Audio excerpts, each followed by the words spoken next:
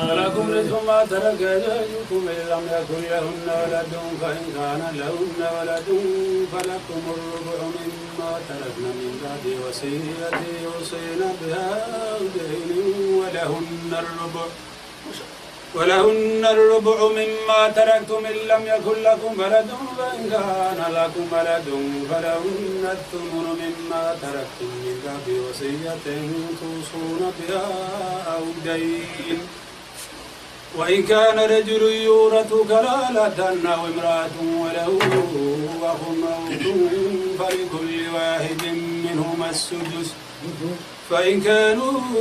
أكثر من ذلك فهم شركاء في الثلث من بعد وصية يوصي بها أو دين غير مضار وصية من الله والله عليم حليم. ولكم نصف ما ترك أزواجكم إن لم يكن لهن ولد فإن كان لهن ولد فلكم الربع مما تركن من بعد وصية يوصين بها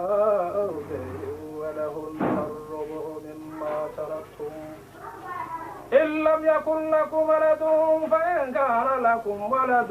فلهن الثمن مما تركتم من بعد وصية توصون بها أو دين وإن كان رجل يورث كلالة أو امرأة وله أخ أو أخت فلكل واحد منهما السدس فإن كانوا أكثر من ذلك فهم شركاء في الثلث من بعد وصية يوصي بها غير مضار